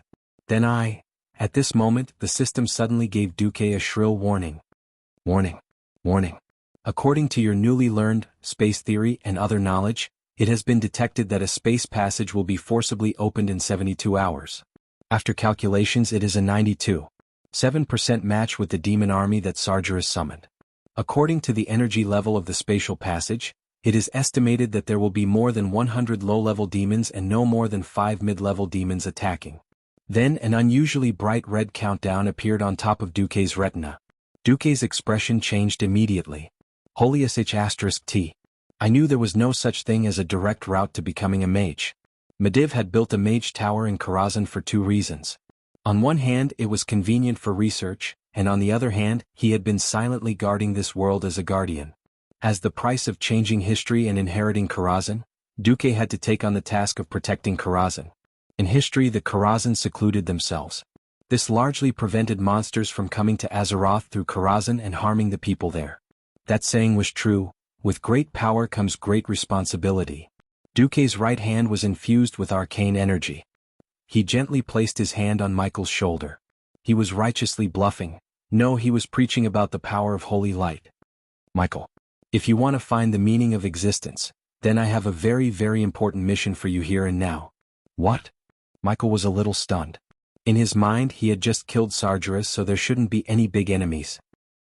Duque's voice suddenly became upright, and his voice was filled with surging passion and incomparable determination.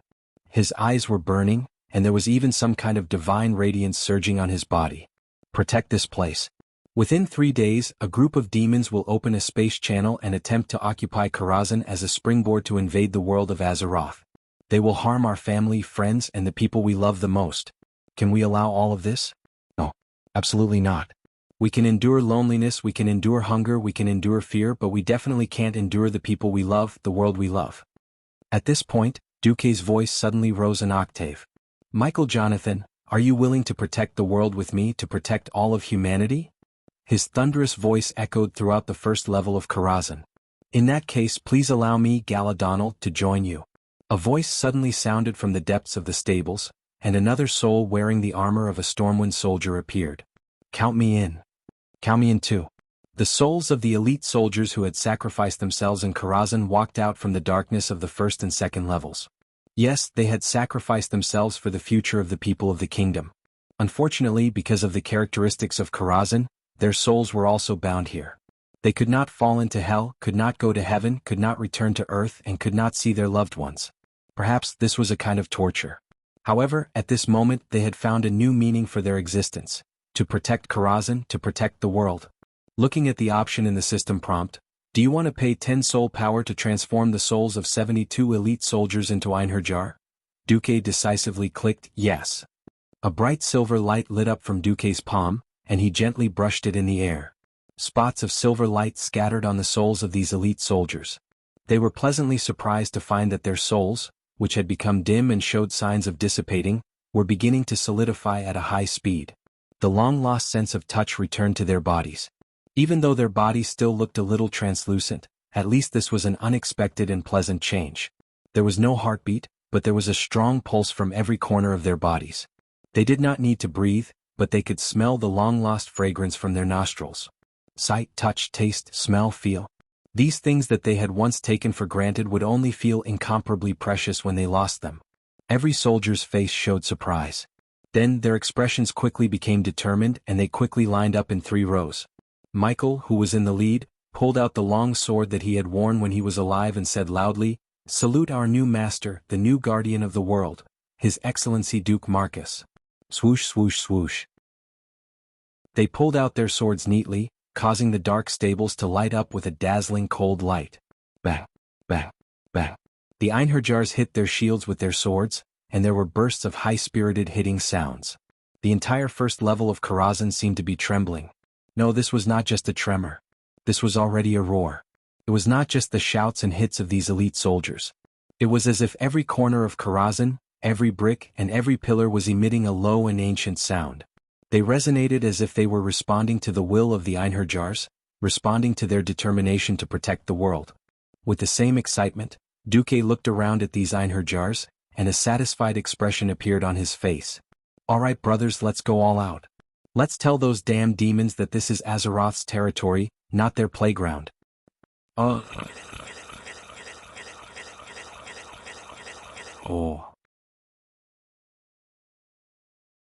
Chapter 145. Duque knew very well that he could not stay in Karazhan forever. Outside, Stormwind City was being besieged, and the green tide of orcs was wreaking havoc on the entire continent. No matter how he looked at it, he had to hurry back as soon as possible. The task of defense could only be left to helpers like Khadgar and Michael. Although the Einherjars might be of a higher level than the original elite soldiers of Stormwind City, dealing with demons was like dealing with orcs. There was no point in simply relying on numbers.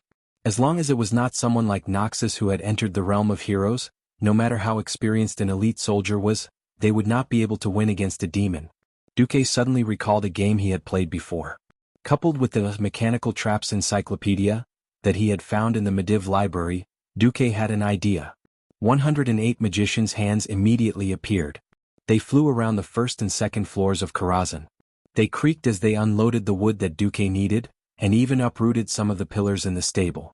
Duque injected arcane energy into the ground, freeing the huge stone bricks from the shackles of gravity, and they flew into the air along with the soil. Khadgar was dumbfounded.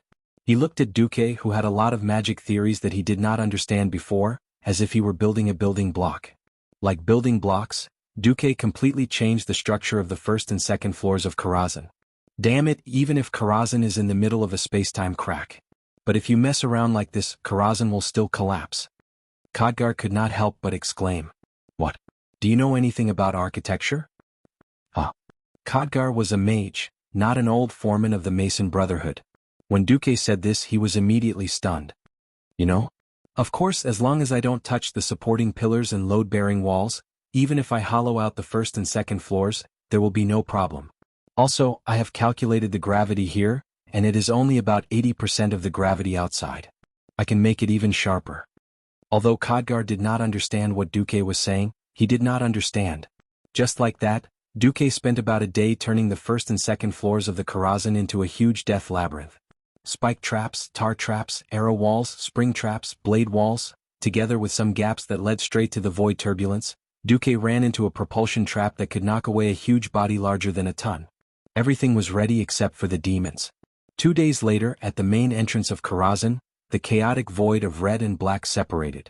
A thick green light that was not too dazzling, like the light of moldy pea soup in a dark cuisine, illuminated the main entrance of Karazhan. In Duque's perception, it was an evil aura that pierced through the chaotic void.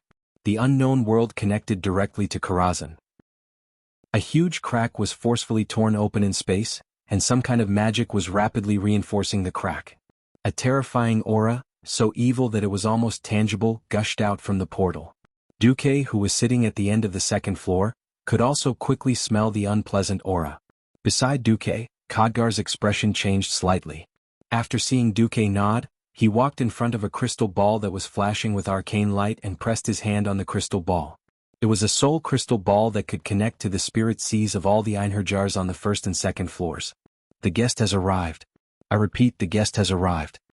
As soon as he finished his sentence, a huge red gauntlet appeared at the entrance of the portal. The next second, a humanoid demon over 5 meters tall with crimson dragon wings stepped out of the portal. His entire body had explosive red muscles and he wore heavy armor. His head was a bit like a rough orc's, but there were huge horns on his head that orcs did not have. He had a pair of powerful legs like those of a goat. Not only were they folded back, but they also had huge hooves. The blazing flames that wrapped around his body contrasted with his huge body, making this apocalypse guard look extremely ferocious and terrifying. Kill all those who resist here. Master Sargeras will not fall in a place like this. Search for him. Even if this place is completely destroyed, we must find the passage to Master's location. This huge demon was roaring at his subordinates in the Eridar language, which was also commonly known by humans as the demon language. Countless terrifying figures rushed out from his side. There was a demon hound that was completely red and had 4 limbs on the ground. It had 2 long black and white tentacles and 2 huge bull horns. There was also a demon guard that was bare-chested, had indigo skin and had strong chest muscles. Apart from their bare upper bodies, the demon guard's arms and waist were covered in heavy armor that was mainly red with white edges. Long crimson horns grew out from his head and back. There was also a void demon that was covered in armor. Its true form was actually an inverted triangular dark blue energy body. They swarmed forward in a chaotic manner and rushed into the long passage at the main gate of Karazhan. Suddenly, the fastest hellhound seemed to have stepped on something. The sound of metal rubbing could be heard in the darkness. In the next second, dozens of sharp spikes shot out from the floor. As if they wanted to skewer the hellhound, they pierced the abdomen of the hellhound. As the scouts of the demon army, the hellhound had agility that Duque did not know about. The moment the spikes were about to touch its abdomen, the hellhound suddenly arched its back and bounced into the air like a spring. Unfortunately, without any warning, a 2 meter by 2 meter square suddenly fell from the ceiling. Before the hellhound could do anything else, it was abruptly knocked back to the ground. The sharp metal spikes ended the hellhound's life. Accompanied by a series of clattering sounds, the spikes were retracted back into the ground. The ceiling that had fallen a certain distance was also pulled back up by the stirring gears, quietly waiting for the next victim. Of course, there was more than one hellhound that was hit. The demons charged forward. Suddenly there was a bang. A huge demon that could easily kill 20 elite human warriors was suddenly sent flying by a metal brick from the ground. The unlucky guy was caught off guard. Like a cannonball that had been stuffed into the barrel of a cannon, he was ejected with a loud bang. Demons were not beasts that had no intelligence and only knew how to kill. They were shocked by the strange situation. Their eyes followed the figure of the victim until the victim hit a wall and stopped. Only then did their eyes start to focus. Before they could shift their focus, 3 sets of crossed giant axes suddenly popped out from the seemingly ordinary wall. Those axes were ridiculously heavy even when carried by ogres. The axe blade, which had a diameter of more than a meter, could easily chop off a dragon's neck, let alone a demon. With a chilling glint, the demon only had time to scream before the cold gleam of the axes flashed across his body. On the wall, there were only a few deep cracks, splattered demon blood, and scattered pieces of flesh that could no longer be pieced together. What's going on? Chapter 146. The invasion of the demons was over. None of the 185 demons were spared. They were all killed on the first floor. None of the Einherjars were lost. Duque was very satisfied with the result. But Duque was more satisfied with the connection between the things in Karazhan's mage tower and himself. Through the system control, he could almost grasp all the details of the first and second floors. As long as he was willing, he could see every space inside as if his soul had left his body. Ah, what a wonderful feeling. If only I could control magic so meticulously, and control the whole situation so powerfully, and control the power of every group of elements, Duque said to himself. Control every group of elemental power. Wait. Control every group of elements? When he thought of this, Duque suddenly had a feeling of enlightenment. Just do it. He slowly poured the arcane energy into his eyes at a pace that his eyes could adapt to. When he closed his eyes and opened them again, Duque suddenly found that he saw a new world. Unlike the various basic substances that made up the world, it was a pure elemental world. As far as he could see, the thick walls around him had turned into groups of solid yellow earth elements. They were almost motionless in a state that was close to solidifying. In the more empty places there should be air flowing, but the situation was completely different. Duque sensed the wind elements. The light and ethereal wind elements were floating in the air with some water elements, almost without any pattern. They just followed the space set by the earth elements and flowed along the long and narrow corridor. With a flash of inspiration, Duque stretched out his hand, and a ball of flame was instantly born in his palm. In this elemental world, Duque could clearly see that countless small lights quickly gathered in his hand from all directions. The yellow light spots became bigger and brighter, and finally gathered into a ball. It was clearly just a small ball of flame, but Duque felt very accomplished. Because just looking at the ball of fire elements, it gave Duque the feeling of creating a new star. From the light of a grain of rice, it gathered a light that was tens of thousands of times brighter than before. In the end, it became a dazzling light that even the naked eye did not dare to look at directly. Gently closing his palm, Duque reached out to the earth elementals around him. Beep. It was a strange sound. However, Duque discovered that he had gained control over the earth element. As his fingers pinched, rubbed, the earth element in his palm changed accordingly. It was like a piece of clay that allowed Duque to knead and flatten it. Next to Duque, Khadgar watched in shock as Duque stirred the stone wall as if he was stirring a ball of dough. In that instant, Khadgar lost the ability to speak. From Khadgar's perspective, magic was only suitable for destruction. How could it accomplish such a thing? Duque ignored Khadgar. He was still immersed in this rare experience. Logically speaking, by controlling the earth element in such a way, his power should have flowed out like a flood. In fact, when he truly grasped the earth elemental, Duque even discovered that it was the energy extracted from the earth elemental that helped him further transform the earth elemental. Not only the earth element but the fire and water elements were also doing the same. Duque easily extracted the heat from the water element, and a large ice prism appeared in the air above Duque's head. When the heat combined with the fire element in the air, tens of fireballs of various sizes appeared at Duque's feet. What? Khadgar could not believe his eyes. Duque was actually using fire and ice magic at the same time. Weren't these two types of magic in conflict? Using either fire or ice to connect two opposing elemental worlds at the same time was simply courting death. Was Duque courting death? No, obviously not.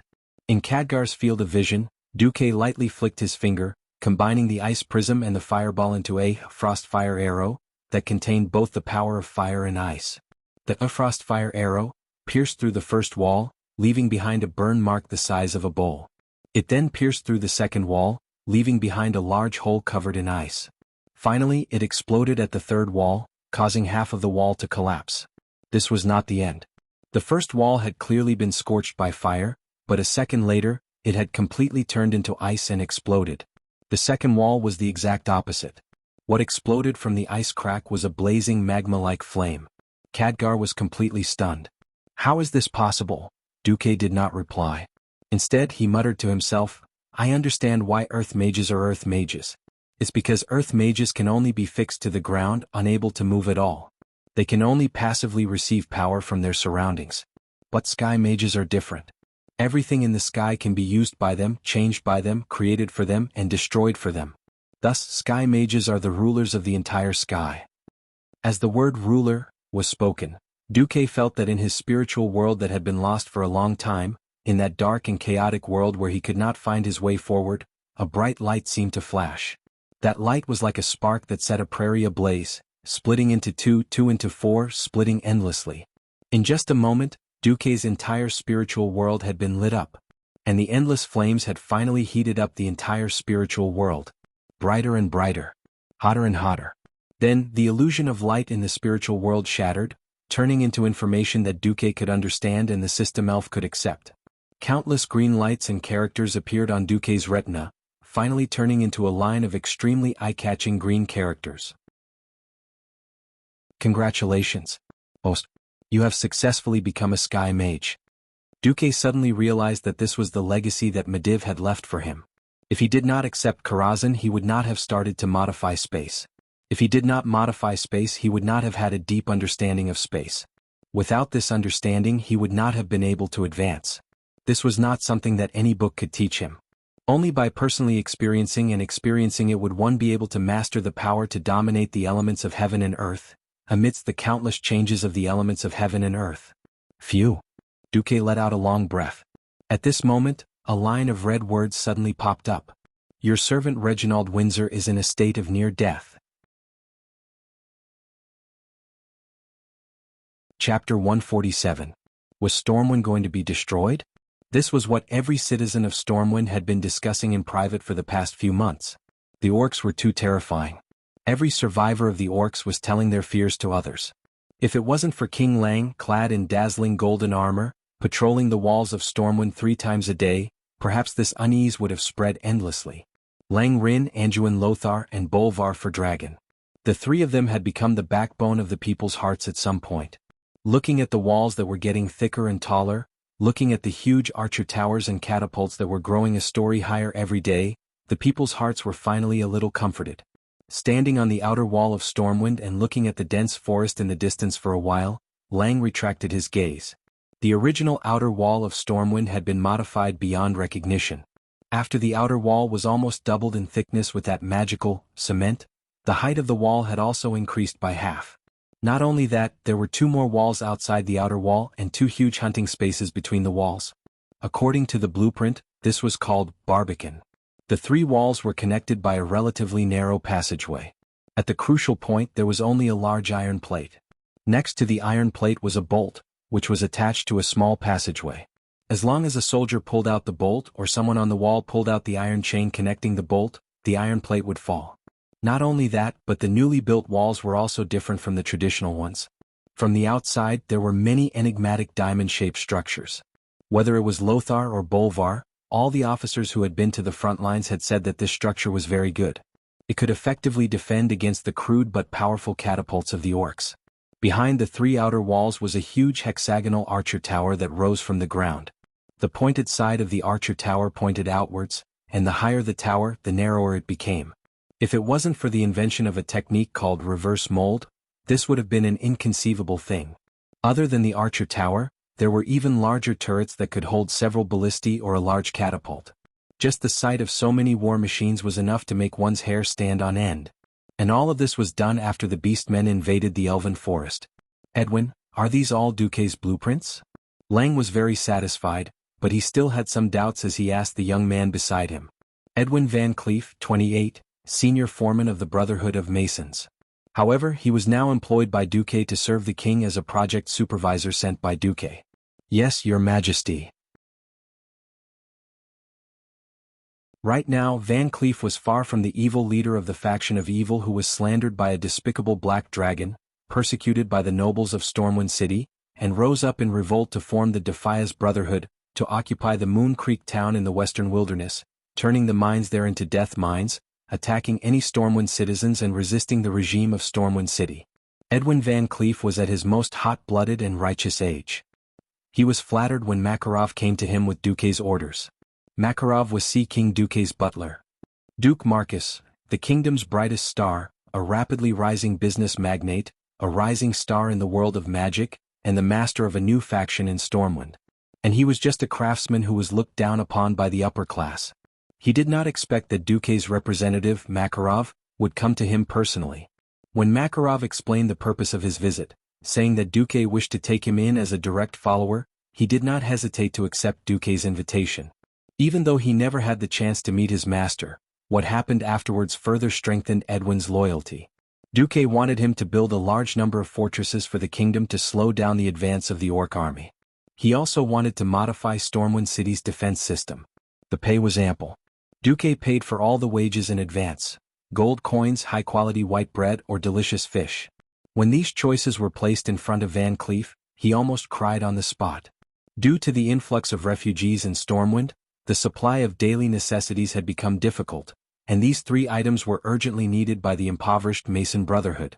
Coupled with the national crisis, the craftsmen burst forth with 200% enthusiasm, almost forgetting themselves as they worked. Countless people fainted on the construction site, but not a single one of them complained. Duque also fulfilled his promise, sending out ships to send off the families of the craftsmen. Generally speaking, the earliest batch to leave was a treatment that only the nobles could enjoy. After sending off his beloved daughter, Vanessa, Edwin became even more loyal to Duque. King Lang did not know about these small matters, but he was pleased to see Edwin's fanatical loyalty. He patted Edwin's shoulder. "You did well. The outer wall is done, go work on the inner wall. The orcs are coming soon, and the next step is the warrior's domain." "Yes, your majesty." Not long after, a gust of wind with a fishy stench suddenly surged out of the forest. The turbulent air swirled, carrying sand and weeds into the air. They gathered together to form a huge gust of wind. The gust passed through the flat forest and rushed towards the outer wall of Stormwind, blowing up leaves and sand so hard that the warriors could not even lift their heads. At this moment, everyone could not help but shield their eyes with their hands. They let their hair sway in the gap between their helmets and heads, and were shocked to see the green that appeared in the forest with the gust of wind. The surging green brought with it the sound of thunderous footsteps. Countless different kinds of green filled the entire forest. It was like an army of ants that covered the mountains and plains. They converged into a river, and the river then turned into an ocean pouring out of the forest. The thick green tide rolled endlessly, and the orcs squeezed out of every crevice in the forest like a frenzied tide. Every nook and cranny of the forest began to surge, and an ominous green color was reflected in the eyes of every soldier. What followed was the sound of war drums and bugles that sounded like rolling thunder. For the sake of battle, all the trees within a kilometer of the city wall had been cut down. But the green tide of orcs had squeezed a full 800 meters of open space in their field of vision. In front of them was a tall green-skinned orc, carrying two huge beast skeletons on his shoulders. He was riding on a warg, which was the largest among all the other wargs. This warg was even more majestic than the largest bull humans had ever seen. The warg raised half of its body and howled at the sky, its pure black mane spreading in the wind. It looked fierce and awe-inspiring. A woo!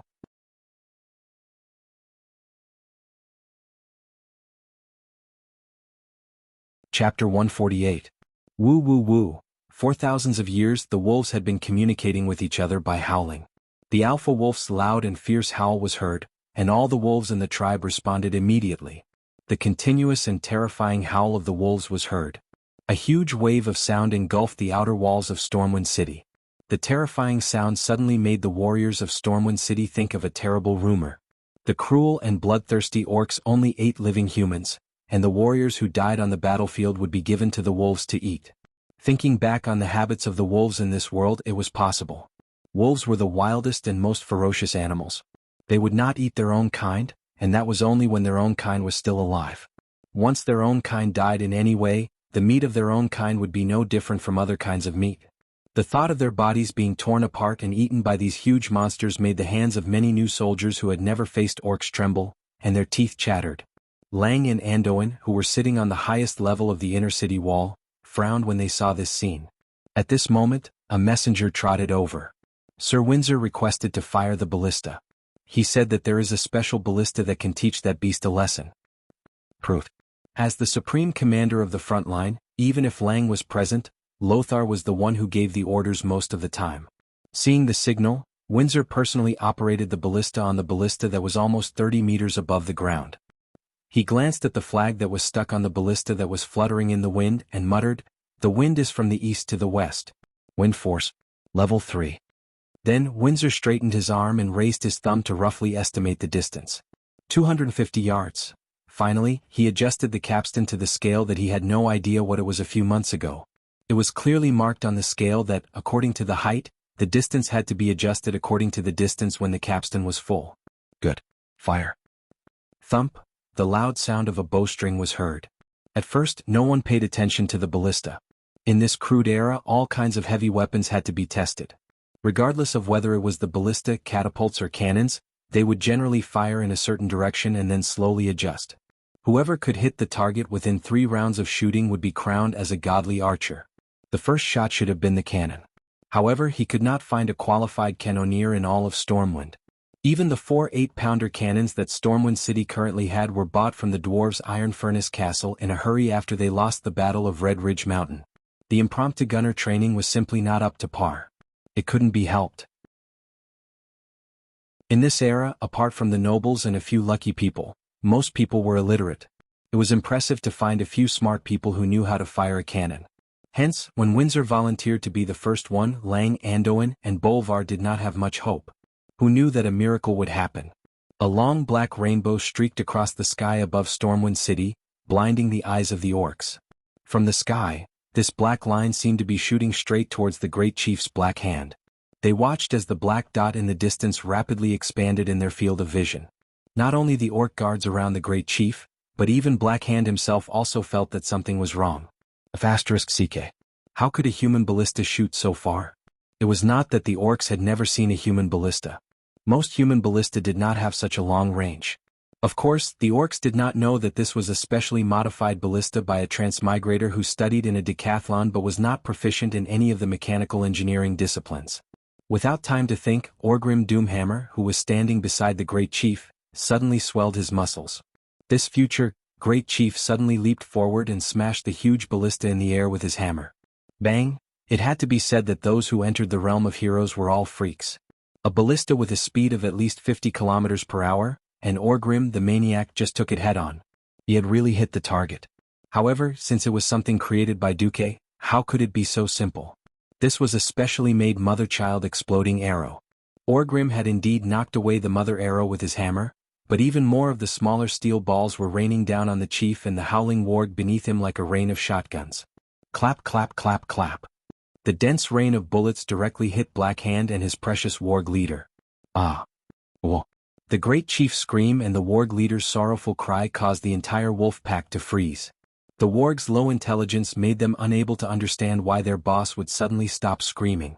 Seeing the orc leader and his big dog get hit by the ballista, and hearing the entire wolf pack cry out like a rooster that had been strangled by its neck, the morale of the Stormwind warriors who had been a little low rose again. Wow! You can't play anymore, can you? Green Beast. A bunch of stray dogs, who are you trying to scare? The warriors burst out in mocking laughter. King Lang's spirit was lifted.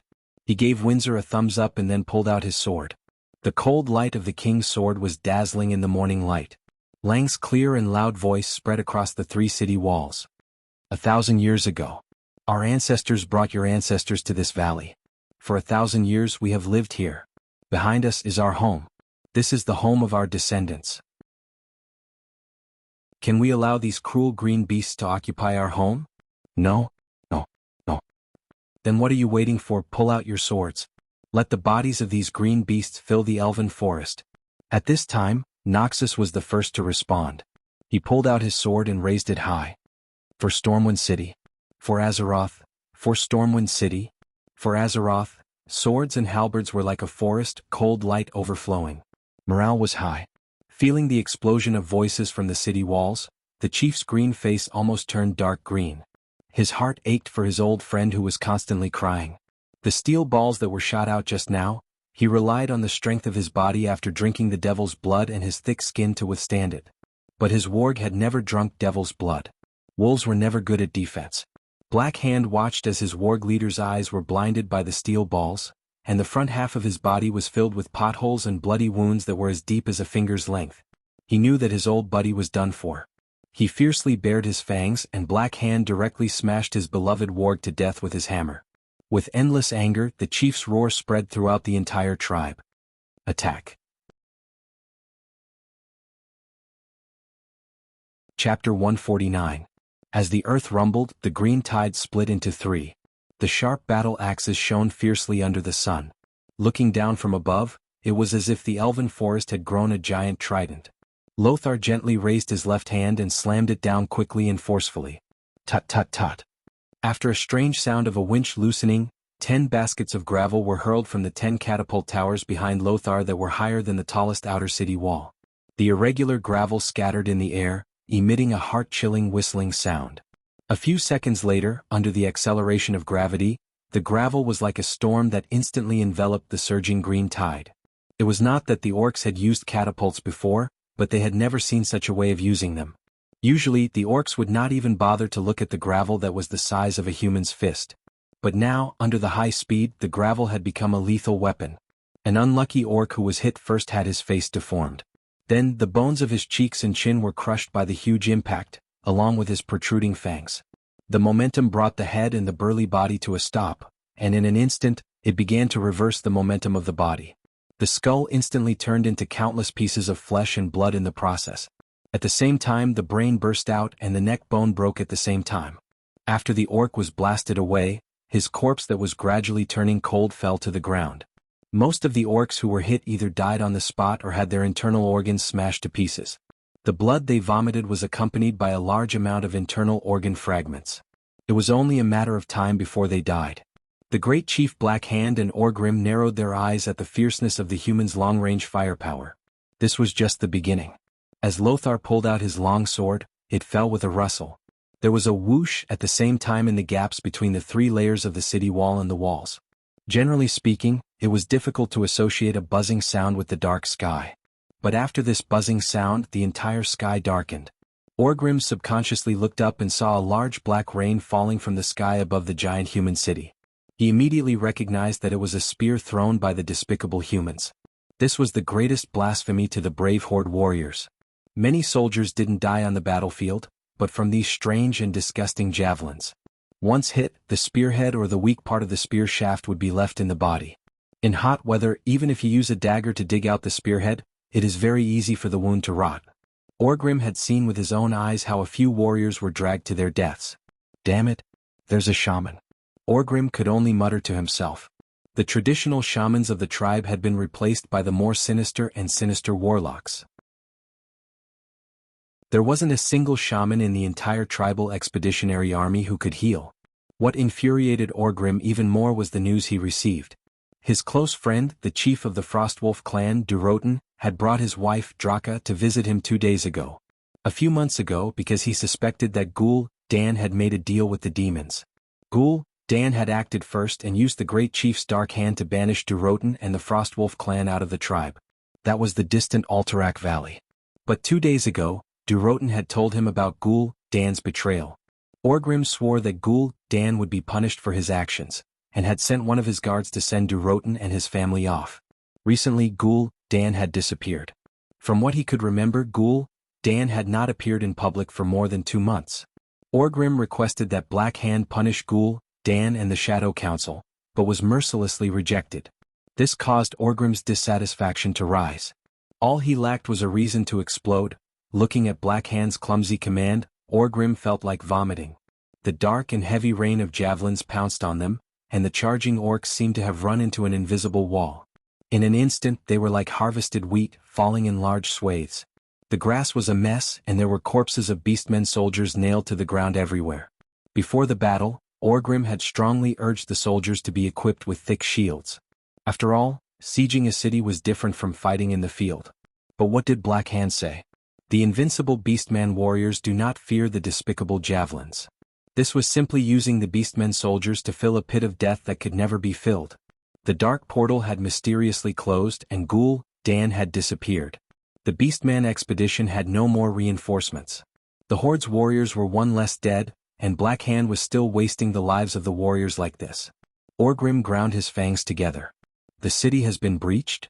Suddenly, a shout of joy came from the front. Orgrim instinctively felt that something was wrong. It was too simple. The defense line that the humans had set up for so long had been breached so easily? The heavy losses in the previous town of Stormwind City were still fresh in Orgrim's mind. Black Hand waved his petrified fist triumphantly and roared, "Look! The warriors of the Horde are invincible." Nearly 1,000 beastmen rushed in through the wooden gate, and Orgrim immediately realized that something was wrong. When the large number of beastmen rushed in, a steel fence as thick as a beastman's thigh suddenly fell on the gate. In the next moment, flames shot into the sky. The entire battlefield was suddenly filled with the cries of despair of thousands of beastmen. Yes, that was the barbican used to lure the enemy. It was filled with whale fat. When the large number of beastmen rushed in, the human soldiers put down the strengthened version of the 1,000-pound gate, and lit it on fire. The orcs were indeed brave warriors, but in front of the 10-meter-tall steep city wall, and in front of thousands of harpooneers and pikemen who were ready for battle, climbing up the wall was destined to be futile. Countless torches were thrown down, easily turning the entire barbican into a fiery hell. The screams of the beastmen ambushed even made the beastmen outside who were trying to climb the wall with clumsy wooden ladders pause. Ah, good burning. Even though the burnt smell of roasted meat could be clearly smelled through the mask prepared beforehand, King Lang was still very excited and loudly praised the brilliant plan that Duque had left behind. The terrible losses made the chief's face as dark as the bottom of a pot. Retreat. Black Hand rarely gave the order to retreat. Then, for 7 days in a row, the Horde launched fierce attacks on Stormwind City again and again. Every day the Horde lost at least 3,000 corpses, but the Horde's best result was just to break through the second wall. On the 8th day the situation took a turn for the better. I found a way to conquer Stormwind City. You're tuning in to the Han Lee's Wuxia Chronicles YouTube channel. We're so grateful for your support, and don't forget to subscribe to join us on this incredible journey through captivating stories. Your generosity through donations truly makes a world of difference, as it's the primary source of revenue that allows me to expand and enhance this channel for you. Thank you from the bottom of my heart for being a part of this adventure.